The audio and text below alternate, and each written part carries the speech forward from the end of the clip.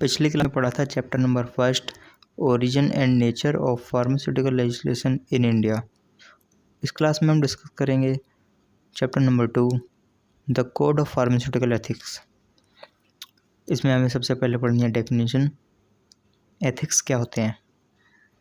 Ethics होते हैं, it means a science of morals, morals की एक साइंस या फिर कोड ऑफ मोरल प्रिंसिपल, जो मोरल प्रिंसिपल होते हैं, यानी कि जो हर इंसान को फॉलो करने चाहिए, ठीक है, जिन्हें करने से क्या होता है, हमें अगर हमने ना करेंगे तो ऐसा नहीं है कि हमें सज़ा मिल जाएगी, ठीक है, लेकिन वो सोसाइटी के अकॉर्डिंग क्या होते हैं, ज़रूरी होते हैं, वो करने चाहिए, ठीक है।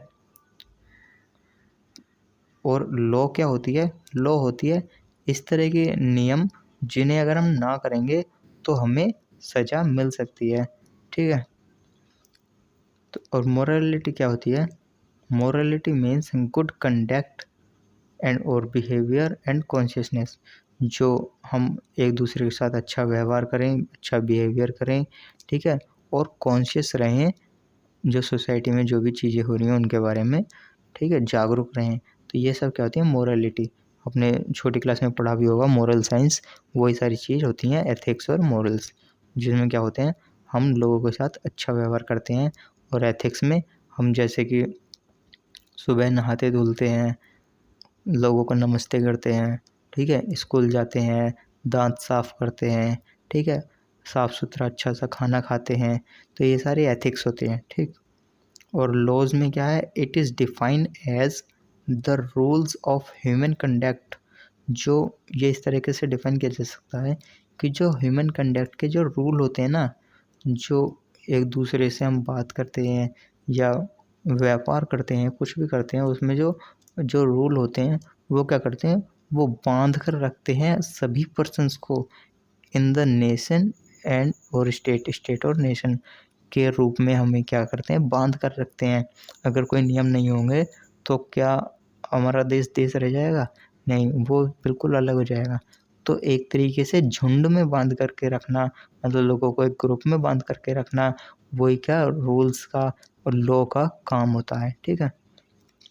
फिर है फार्मास्यूटिकल एथिक्स। फार्मास्यूटिकल एथिक्स में बिल्कुल वैसा ही जैसे हमने पिछले चैप्टर कि ज्यूरिस्प्रूडेंस एंड फार्मास्यूटिकल ज्यूरिस्प्रूडेंस, ऐसे इसमें है ethics and pharmaceutical ethics.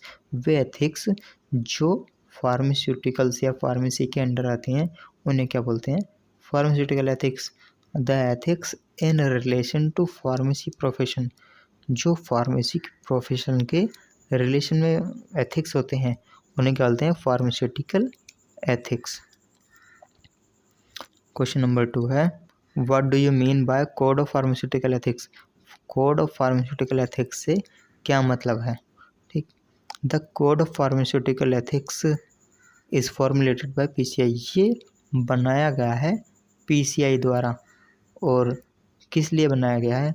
For the guidance of Indian pharmacist, Indian pharmacist को गाइड करने के लिए कि उसे अपने जो भी ट्रेड है, जॉब है, जो नीचे पार्ट दिए गए हैं उनमें किस तरीके के व्यवहार करना है।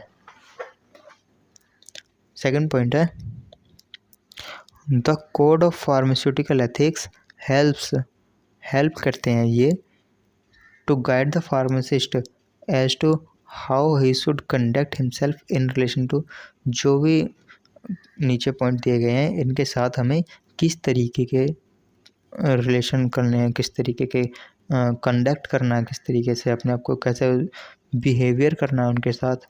तो वो सारे जो गाइडेंस हैं वो फार्मासिस्ट को गाइड करते हैं, ये code of pharmaceutical ethics.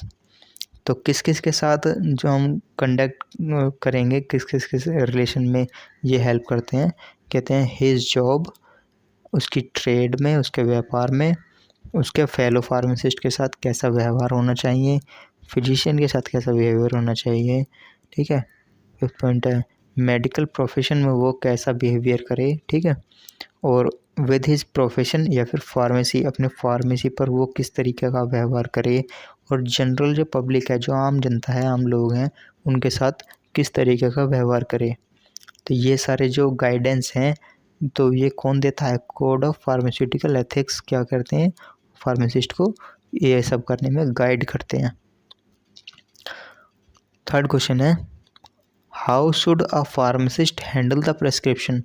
Pharmacist को प्रेस्क्रिप्शन किस तरीके से लेनी चाहिए, हैंडल करनी चाहिए एज पर एथिक्स, एथिक्स के अनुसार, ठीक है, जो नियम है, एथिक्स है, मोरल्स हैं, उनके अनुसार फार्मासिस्ट को क्या करना चाहिए, किन बातों का ध्यान रखना चाहिए जब वो प्रेस्क्रिप्शन को हैंडल कर रहा हो, ठीक है।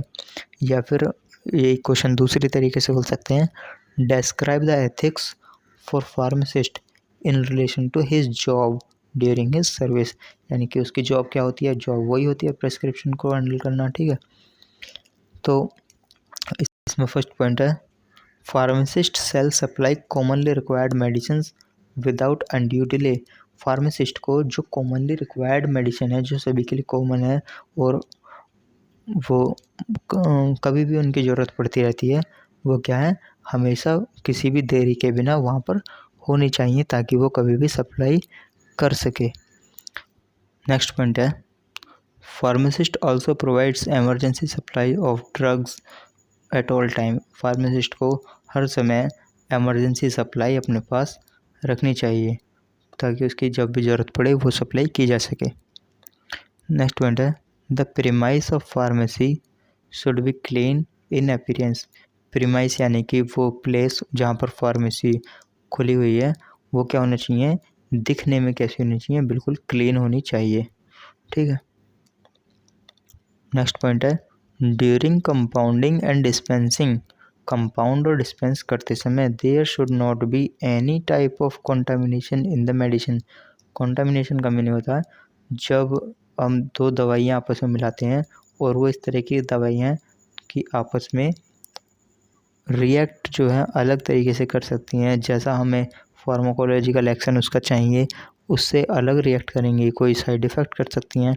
तो इस तरह के जो कंपाउंडिंग है वो अवॉइड करनी चाहिए, ऐसी कंपाउंडिंग नहीं होनी चाहिए। नेक्स्ट पॉइंट है, there should be good conduct of owner of pharmacy and pharmacist. Pharmacist और फार्मेसी के मालिक के बीच में एक अच्छा व्यवहार होना चाहिए, अच्छा कंडक्ट होना चाहिए। नेक्स्ट पॉइंट है, pharmacist should receive the prescription and read it carefully. Pharmacist को प्रेस्क्रिप्शन लेनी चाहिए और उसके बाद केयरफुली ध्यान से पढ़नी चाहिए।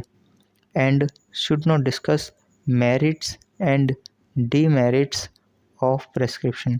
प्रेस्क्रिप्शन की जो अच्छी बातें हैं और जो बेकार बातें हैं उन्हें डिस्कस नहीं करना चाहिए पेशेंट के सामने।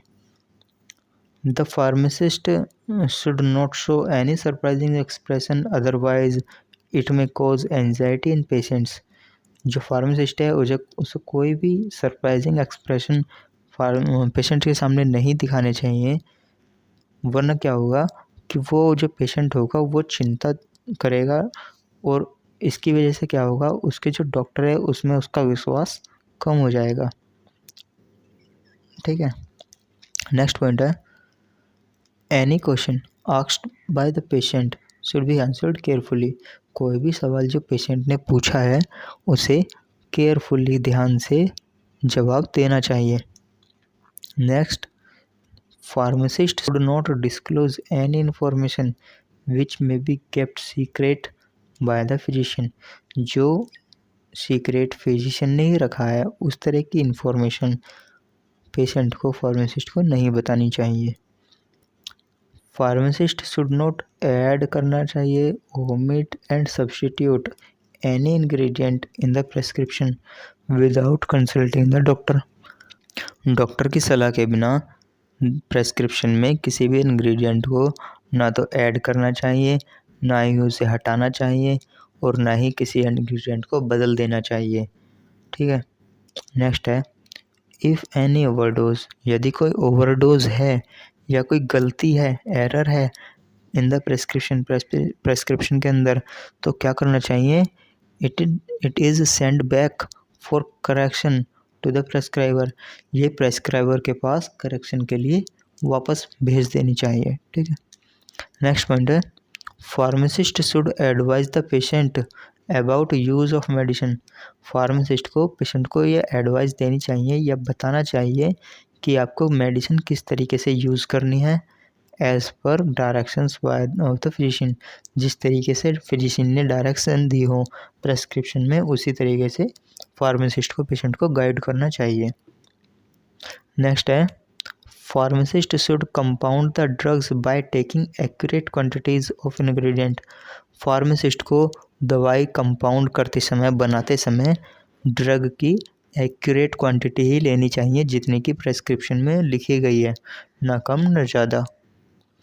Next point, pharmacist should use the drugs of standard quality, pharmacist को बेकार क्वालिटी के ड्रग यूज़ नहीं करने चाहिए, अच्छी क्वालिटी के स्टैंडर्ड क्वालिटी के ड्रग्स जो गवर्नमेंट द्वारा मान्य हो उन्हीं को क्या करना चाहिए, प्रेस्क्रिप्शन के बाद उसमें उन्हीं को क्या करना चाहिए, अपने जो कंपाउंडिंग है उसमें यूज़ करना चाहिए। नेक्स्ट पॉइंट है pharmacist should not dispense the drugs which are poisonous और एडिक्टिव टू एनी प्रेस्क्रिप्शन, बिना प्रेस्क्रिप्शन के कोई भी ऐसे ड्रग्स जो जहरीले हैं या जिनकी आदत पड़ सकती है, ठीक है, इस तरीके के ड्रग किसी भी पर्सन को डिस्पेंस नहीं करने चाहिए, नहीं देने चाहिए। नेक्स्ट पॉइंट है फार्मासिस्ट शुड गिव, आगे बीच में एकदम खत्म होना। नेक्स्ट पॉइंट है pharmacist should give full training to his apprentice pharmacist, ऐसे फार्मासिस्ट जो उसके पास ट्रेनिंग के लिए आए हों उसे फुल ट्रेनिंग देनी चाहिए, ऐसा नहीं कि उसे कुछ चीज़ें ना बताई कुछ बता दी, ठीक है, उसे जो जानकारी उसे होनी चाहिए वो जानकारी अपने अप्रेंटिस फार्मासिस्ट को प्रोवाइड करनी चाहिए। अगर आपको पूरा कोर्स हमारा लेना है तो आप नीचे दिया हुआ ये QR कोड स्कैन कर सकते हैं या फिर डिस्क्रिप्शन में भी नीचे लिंक दिया हुआ है, आप वहां से जाकर पूरा कोर्स परचेज़ कर सकते हैं, क्योंकि सभी वीडियो जो YouTube पर हैं वो पब्लिक नहीं की जा सकती, ठीक है।